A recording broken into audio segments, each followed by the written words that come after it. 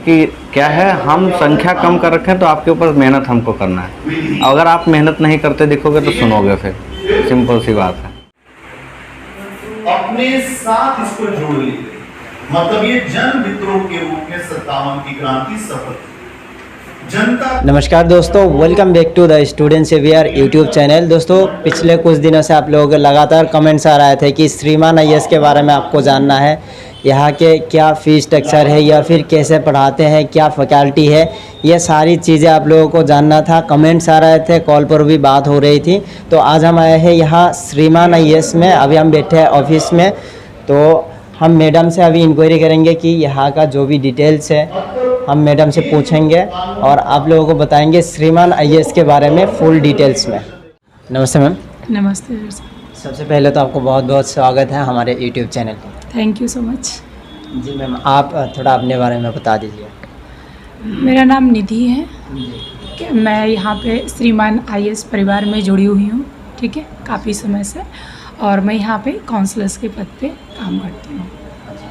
Okay ma'am, तो पिछले कुछ दिनों से स्टूडेंट्स के बहुत सारे कमेंट्स आ रहे थे कि श्रीमान आईएएस के बारे में बताइए। तो यहाँ श्रीमान आईएएस में कौन कौन से मीडियम में पढ़ाया जाता है?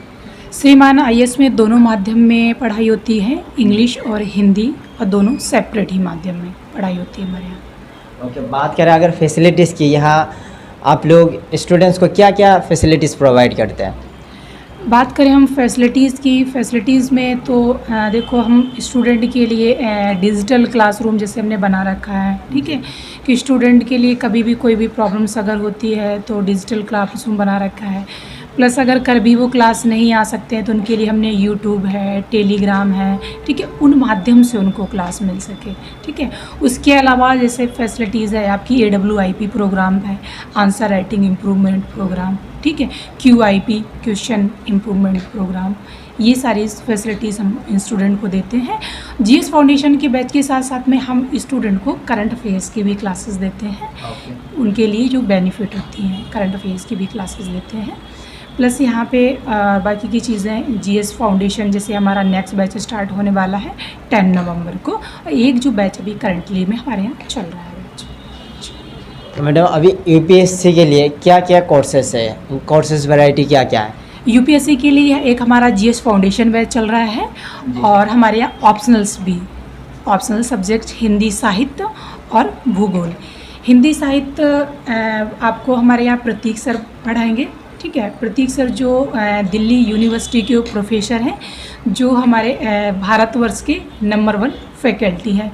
प्रतीक सर के द्वारा स्टूडेंट को हिंदी साहित्य पढ़ाया जाता है। ओके मैडम, अगर बात करें अभी न्यू बैचेस की, क्योंकि बहुत सारे न्यू स्टूडेंट्स यहाँ मुखर्जी नगर पर डे आते रहते हैं, हज़ारों के संख्या में स्टूडेंट्स आते हैं, उन लोगों को कहीं ना कहीं मतलब कंफ्यूज रहता है कहाँ ज्वाइन करें, क्या करें, है ना। तो आप न्यू बैचेस के बारे में बता दीजिए और उसको ज्वाइन करने का प्रोसेस भी बता दीजिए। ज्वाइन करने के लिए उनका प्रोसेस है कि देखो, हमारा जो न्यू बैच है, न्यू बैच एक अभी NCERT का जो बैच है नेक्स्ट स्टार्ट हो रहा है, 10 अक्टूबर को स्टार्ट हो रहा है, और GS फाउंडेशन का न्यू बैच स्टार्ट हो रहा है 10 नवंबर से स्टार्ट हो रहा है, ठीक है। उसके लिए स्टूडेंट आए ऑफिस में विज़िट करें, ठीक है। बाकी की सारी इन्फॉर्मेशन उनको दी जाएगी, बाकी वेबसाइट वगैरह पे लिंक्स वगैरह दिए हुए हैं, ठीक है, उस पर सारी इंक्वायरी उनको दी जा सकती है, और जो बैच वो है आके अपना ज्वाइन कर सकते हैं 10 नवंबर से। नमस्ते सर जी। नमस्कार जी सर, पहले तो आप अपने बारे में बताइए थोड़ा। सर, मेरा नाम पुनीत कुमार सिंह है। मैं यहाँ का सेंटर हेड हूँ और साथ साथ काउंसलिंग का और सारा मैनेजमेंट का जिम्मा देखता हूँ मैं यहाँ पे। ओके सर, तो बात करें अगर यहाँ के फैकल्टीज़ के बारे में, वैसे तो हमने मैडम से इंक्वायरी ले लिया है, तो आप थोड़ा फैकल्टीज़ के बारे में बता दीजिए, कौन कौन सर है यहाँ, कौन कौन सी सब्जेक्ट्स पढ़ाए जाते हैं? ठीक है, GS के तो सारे GS फाउंडेशन में तो जितने भी सब्जेक्ट होते हैं सारे होते हैं, और अगर हम GS फाउंडेशन GS के लिए स्पेशल देखें तो हमारे पास 40+ फैकल्टी है, मतलब हर सब्जेक्ट के तीन या 4 फैकल्टी अवेलेबल हैं। बट क्लासेज अगर देखें तो जैसे अब 40+ फैकल्टी है तो डाउट भी हो जाता है ना कि कैसे इतने सारे स्टूडेंट कैसे पढ़ाएंगे इतने सारे फैकल्टी।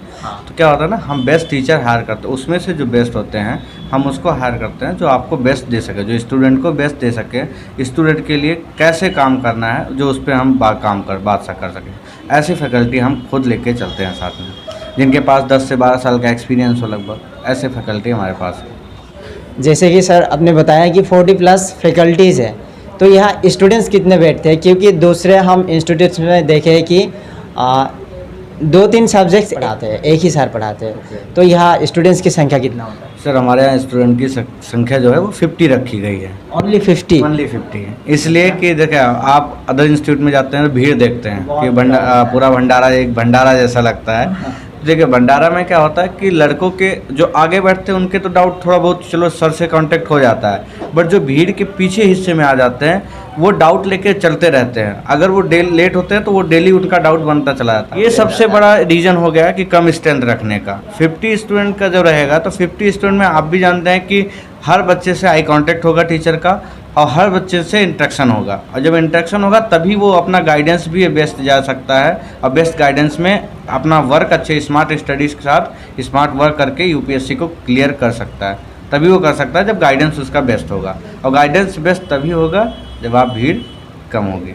देखिए सर, लाखों स्टूडेंट्स, लाखों एस्पायरेंट्स यूपीएससी के लिए प्रिपरेशन करते हैं, लेकिन सिलेक्शन होते हैं कुछ गिने चुने स्टूडेंट्स, है ना। तो उसके लिए मेंटरशिप बहुत ज़रूरी है। तो यहाँ मेंटरशिप के लिए क्या है, या फिर कैसे स्टूडेंट्स को गाइड किए जाते हैं? कि जो स्टूडेंट अभी क्लास कर चुके हैं कहीं ना कहीं, उनके लिए हमारे पास AWIP प्रोग्राम है, QIP प्रोग्राम है, साथ में टेस्ट सीरीज हम कराते हैं, मेंटरशिप कराते हैं, 1 by 1 मेंटरशिप होता है, जिसमें आपको हेल्प पूरा गाइडेंस मिलती है कि कैसे आप कहाँ भी लैक ऑफ कॉन्फिडेंस है या लैक ऑफ नॉलेज कहाँ है, या कहाँ भी प्रैक्टिस आप नहीं कर रहे हो, किस पॉइंट पे आपको और अधिक मेहनत करनी है जिससे आप सिलेक्शन ले लो।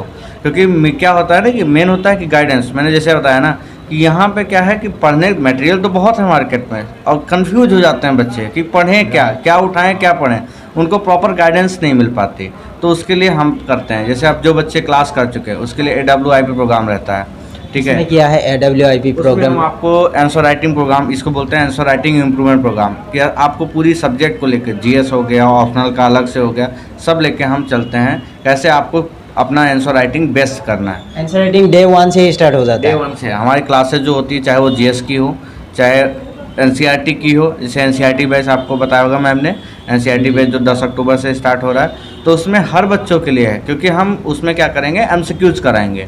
MCQs में क्या है, ऑल वनडे एग्जाम्स के लिए आपको बेनिफिट देगा, जितने भी वनडे एग्जाम है, चाहे वो SSC CGL हो जाए, चाहे वो UP PCS हो जाए, या अदर स्टेट के PCS हो जाए, या अपना UPSC तो है ही, ठीक है। हमारा फोकस तो UPSC है, बट ये NCERT जो बैच है वो स्पेशल ऑल वनडे एग्जाम्स के लिए है UPSC के साथ साथ।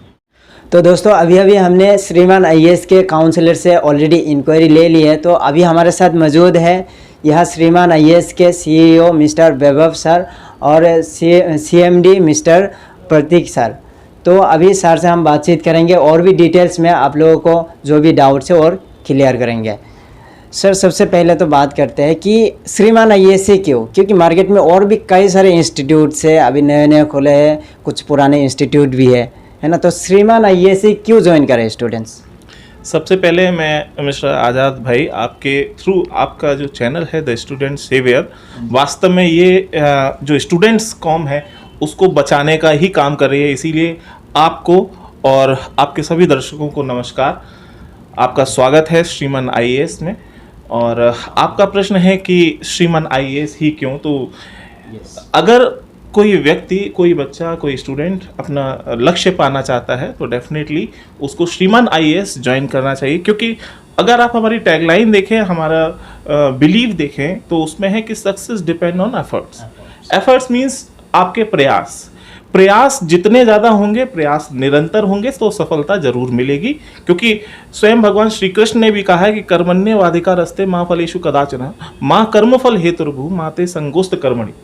कर्म करो, रिजल्ट स्वयं ईश्वर के हाथ में है, वो अपने आप दे देंगे। तो कर्म अर्थात एफर्ट्स हम यहाँ पर कराते हैं। एक UPSC, क्योंकि IAS एक UPSC के लिए हम यहाँ पर बच्चों को मार्गनिर्देशन करते हैं, तो प्रीलिम्स, मेंस और इंटरव्यू तीनों में ही हम बराबर एफर्ट्स अपने माध्यम से बच्चों को देते हैं। प्रीलिम्स हो, प्रीलिम्स के लिए बच्चों के लिए टेस्ट सीरीज़ है जो हमारे यहाँ बच्चे पढ़ रहे हैं, उनको हर दिन, हर वीकली यहाँ पर उनको टेस्ट होते हैं। इसके अलावा डेली आंसर राइटिंग, क्योंकि मेंस वो माध्यम है जिसके थ्रू ये डिसाइड होता है कि क्या रैंक मिलेगी, इंटरव्यू में पहुँचेगा या नहीं पहुँचेगा, तो वहाँ पर आंसर राइटिंग बहुत ज़्यादा मायने रखती है। तो आंसर राइटिंग भी हमारे यहाँ होती है। इसके साथ साथ जो ये आंसर राइटिंग है, हर संडे हम बच्चों से एक ग्रुप डिस्कशन कराते हैं और उसके माध्यम से बच्चे की जो पर्सनैलिटी है उसको डेवलप करने की कोशिश की जाती है, जो कि अंततः काम आती है इंटरव्यू के लिए। अर्थात न सिर्फ प्रीलिम्स और मेंस बल्कि हम साथ ही साथ पर्सनैलिटी को भी डेवलप करा रहे हैं। तीनों ही चीज़ों पर समान प्रयास चल रहे हैं और इसीलिए हम कहते हैं कि success depend on efforts, so for getting success you should come and join श्रीमान IAS। इसके साथ न सिर्फ अपने लक्ष्य यूपीएससी के लिए बल्कि लाइफ में एक सक्सेसफुल, एक अवेयर, एक जागरूक भारतीय नागरिक बनने के लिए भी आपको यहां पर ज्वाइन करना चाहिए। क्योंकि जागरूकता कहां से आएगी? ज्ञान से। यहां पर ज्ञान जब मिलेगा, आपको बहुत सारे विषयों की जब जानकारी मिलेगी, तो आप न सिर्फ एक कैरियर ओरिएंटेड पढ़ाई एक अलग चीज हो गई, लेकिन आपकी लक्ष्य को, आपके लाइफ का लक्ष्य एक कैरियर से कहीं ज्यादा बड़ा है।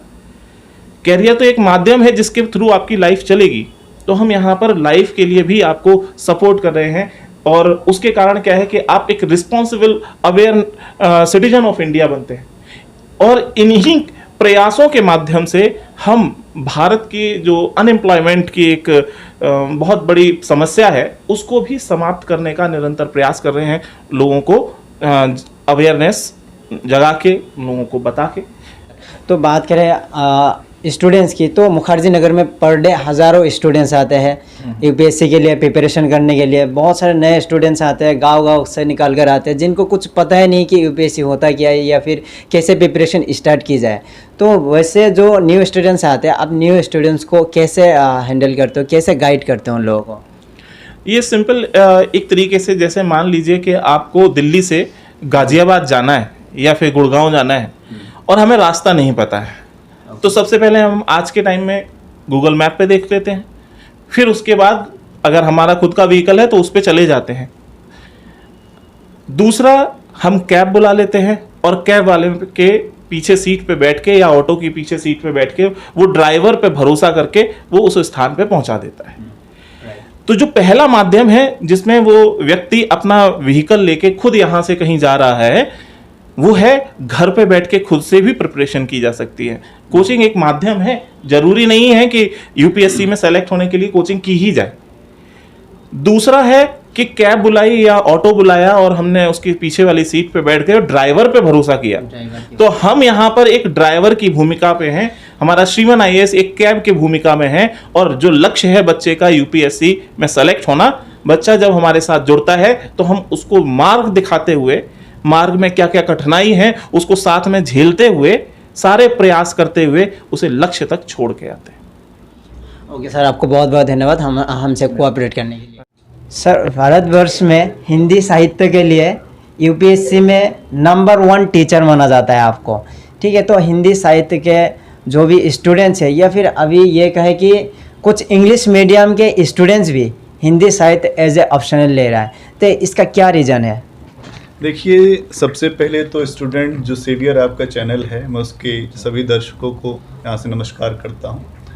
और विद्यार्थियों की जो अभी आपने प्रश्न पूछा कि हिंदी साहित्य के सबसे बड़े फैकल्टी, देखिए यहाँ पे क्या है, टीचर तो टीचर ही होता है। और बच्चों की इस समय जो डिमांड है, वो डिमांड क्या है कि अच्छे से अच्छे नंबर ऑप्शनल में आए और उसके द्वारा वो सेलेक्ट हो सके। तो हिंदी साहित्य विषय जो है सबसे ज़्यादा अंकदायी विषय माना जाता है हिंदी माध्यम में। अभी हिंदी माध्यम में तो अंकदायी है ही है, लेकिन इंग्लिश माध्यम के बच्चे भी जो अंकदायी विषय होता है जिसमें सबसे ज़्यादा नंबर आ सकते हैं, उस विषय की तरफ मूव कर रहे हैं। और इसके पीछे क्या कारण है? सबसे पहले तो अगर आप देखें इसके पीछे कारण क्या है, विषय छोटा है, अंकदायी है और यहाँ पे लगातार बच्चों का सिलेक्शन हो रहा है। हर साल का रिजल्ट आप उठा के देखेंगे तो उसमें आपको हिंदी साहित्य के बच्चों का प्रतिशत बहुत अच्छा दिखाई देगा। अब हमारे पास बच्चा क्यों आए? अभी आप देखेंगे कि एक बच्चे के सामने आ गई है कि बच्चे को टीचर के साथ इंटरेक्शन करने को नहीं मिल रहा है। यहाँ पे हम लोग एक काम कर रहे हैं कि बच्चे को इंटरेक्ट करना, हमारे साथ बच्चा इंटरेक्ट करे, और इसीलिए हम लोग डेली अपने जो क्लासेस होती हैं उसमें कम से कम 1 से 2 क्वेश्चन का आंसर खुद भी लिखवाते हैं और खुद चेक करते हैं। उसके साथ साथ ये करते हैं कि बच्चा उस विषय पर एक अच्छी समझ बना ले उसकी समझ ऐसी हो, रटने पर प्रयास न करे, समझ बनाए, क्योंकि मार्केट में समझ पे काम कम हो रहा है। लोग ये नोट्स पढ़ लिया, ऐसे कर लिया, वो, तो उससे थोड़ा सा हटना है। समझ, अंडरस्टैंडिंग हमें डेवलप करनी पड़ेगी और जिसके माध्यम से हम बहुत अच्छा कर सकते हैं। तो हिंदी साहित्य के लिए अगर आप देखें तो ये बड़ा अच्छा स्कोप है कि वो हम तक बच्चे आएँ और एक बेहतर रिजल्ट उनको प्राप्त हो सकता है। ओके सर, जैसे कि आप श्रीमान आईएएस के CMD भी है, तो सर बहुत सारे ऐसे स्टूडेंट्स आते हैं, ऐसे एस्पायरेंट्स आते हैं मुखर्जी नगर में जिनका फाइनेंशियल कंडीशन बहुत वीक होता है। अगर कोई ऐसे स्टूडेंट्स है जो आपके फ़ी को अफोर्ड नहीं कर पा रहे, उनके लिए कोई सुविधा है आपके इंस्टीट्यूट में? देखिए, जितने भी बच्चे यहाँ आते हैं, सबसे पहले हम लोग के पास जो भी बच्चे आते हैं, या तो बहुत अच्छे आर्थिक पृष्ठभूमि से आते हैं या कुछ ऐसे होते हैं जो वीकर सेक्शन से आते हैं। हम लोगों ने सबके लिए व्यवस्था यहाँ रखी है और हमारी फ़ीस भी बहुत ज़्यादा हाई नहीं है, एक रिजनेबल फ़ीस है। उसके बाद भी बच्चा अगर वो फ़ीस नहीं दे पाता है तो हम उसमें कुछ छूट उसे देते हैं, उसकी इकोनॉमिकल जो कंडीशन को देखते हुए। तो फ़ीस कोई बैरियर नहीं है हमारे पास। अगर आप आना चाहेंगे, आप चाहते हैं कि नहीं हमें सीरियस होके तैयारी करनी है और मेहनत करना है, तो आप हमारे पास आएँ। पैसा बाधा नहीं बनेगा, पैसे से आपकी शिक्षा नहीं रुकेगी। अच्छी शिक्षा हम आपको, जो भी हमारे पास संभावनाएं होंगी, वो हम सारी संभावनाओं को तलाश कर उसका उत्तर उनको दे देंगे।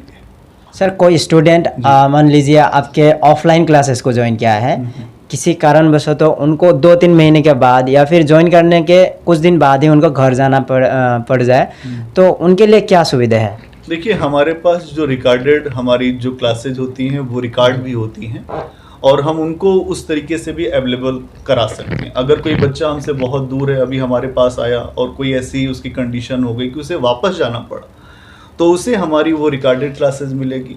वो हमसे और भी जो तरीके हो सकते हैं कि हमसे फ़ोन पे बात कर सकता है, मेंटोरशिप भी हम उसको अलग से जो देते हैं। तो इस प्रकार से उसकी पूरी सहायता हम, अगर वो यहाँ पे है नहीं और दूर है, तब भी हम उसकी पूरी मदद करते हैं। ओके सर, अभी ये तो हो गई बात ऑफलाइन क्लासेस की।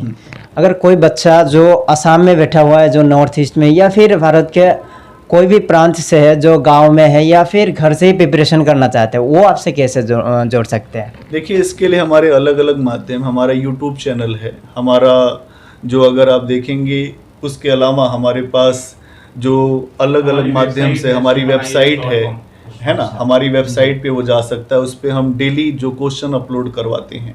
इसके अतिरिक्त हमारे पास वो हमारा कई अन्य माध्यम, कौन से चैनल लोग, उसमें डेली करंट अफेयर्स अपडेट होती हैं और उसमें वैराइटीज़ ऑफ स्लाइड्स हैं। उसके साथ साथ डेली न्यूज़ एनालिसिस के साथ साथ हम करंट अफेयर्स मैगजीन प्रोवाइड करते हैं मंथली बेसिस पे। इसके साथ साथ हम डेली बेसिस पे अपनी वेबसाइट shrimanIAS.com, इस पर आप विजिट कर सकते हैं। वहाँ पर आपको करंट अफेयर्स, इसके साथ साथ डेली MCQs आपको मिलेंगे, वहाँ पे आप सॉल्व कर सकते हैं, अपने आप को जांच सकते हैं। और मेंस की आंसर राइटिंग करने के लिए भी एक फॉरम वहाँ पर प्रोवाइड किया है, जिसमें डेली क्वेश्चन डाला जाएगा। आप उसमें अपने आंसर टाइप करके या फिर A4 शीट पे लिख के उसका फोटो भी पोस्ट कर सकते हैं और उसको हम लोग चेक करके आपको रिव्यू दे सकते हैं। तो घर बैठे भी हम सुविधा प्रोवाइड करते हैं। अगर आप हमारा ब्रोशर देखें तो शीघ्र ही हमारी कई जगह ब्रांचेस भी खुलने वाली हैं नॉर्थ ईस्ट में, चाहे आपका गुवाहाटी हो या फिर अरुणाचल प्रदेश, ईटानगर, नागालैंड, कोहिमा, ठीक। तो हम नॉर्थ ईस्ट को भी पूरा कवर कर रहे हैं, वहाँ पर भी हम अगले साल तक पहुँच जाएंगे। भारत के समस्त कोनों में, चाहे वो हमारा नॉर्थ हो, साउथ हो, ईस्ट हो या वेस्ट, पूरा भारत हमारे लिए एक है, क्योंकि मेरा लक्ष्य है अपने भारत को महान बनाना। तो दोस्तों, अभी हमारे साथ मौजूद है यहाँ श्रीमान आईएएस के कुछ स्टूडेंट्स। इन लोगों का अभी क्लासेस स्टार्ट होने वाली है, तो चलिए हम इन लोगों से भी फीडबैक ले लेते हैं एक बार यहाँ के बारे में। जी नमस्ते भैया। नमस्ते जी। आपका नाम क्या है? राहुल धाकड़। बाकी आपको श्रीमान आईएएस को ज्वाइन करते हुए कितने दिन हो गया है? मैंने 1 अगस्त के समथिंग ज्वाइन किया था। ओके, तो यहाँ पढ़ के आपको कैसा लग रहा है? सर अच्छा लग रहा है, समझ में आता है सर का पढ़ा? बिल्कुल समझ में आता है। ओके, आपका क्या नाम है भैया? मनीष कुमार, आप कहाँ से हो? UP Etawah district. ओके, देखिए भैया, मुखर्जी नगर में और भी बहुत सारे इंस्टीट्यूट है यूपीएससी के। आपने श्रीमान आईएएस को क्यों ज्वाइन किया है, क्या रीज़न है? यहाँ मोटिवेशनल बहुत अच्छा किया जाता है, स्टूडेंटों को किसी भी तरह की प्रॉब्लम नहीं होती है, जो भी पूछना रहता है पूछते हैं, बताते हैं, सारी प्रॉब्लमों को सॉर्ट आउट किया जाता है। अच्छा एनवायरनमेंट भी रहता है, किसी भी तरह की कोई प्रॉब्लम नहीं होती है। ये आपका नाम क्या है? बीआईपी कुमार मंडल, आप कहाँ से हो? बिहार से। बाकी यहाँ आपको मुखर्जी नगर में कितने दिन हो गया? 1 महीना के लमसम हो गया। यहाँ श्रीमान IAS में आप कब से क्लासेस ले रहे हो? 15 अगस्त से लिया सर। कैसा लग रहा है आपको? समझ में आता है सर का पढ़ाया हुआ? हाँ जी, बिल्कुल आता है समझ में। बाकी आप जब आए थे कोई और भी इंस्टीट्यूट्स में विजिट किए या फिर डायरेक्ट श्रीमान IAS में ही आए? 2-3 कोचिंग में गए थे डेमो के लिए, लेकिन वो इतना अच्छा नहीं लगा। यहाँ पे आकर बहुत अच्छा लगा, तो आप इसलिए यहाँ पे कोचिंग ज्वाइन कर रहे हैं। ओके, आप हिंदी मीडियम से पढ़ रहे हो या फिर इंग्लिश मीडियम? हिंदी मीडियम है मेरा, ऑप्शनल क्या रखा आपने? हिंदी साहित्य। ओके, चलिए अभी आपको बहुत बहुत धन्यवाद। Okay, thank you.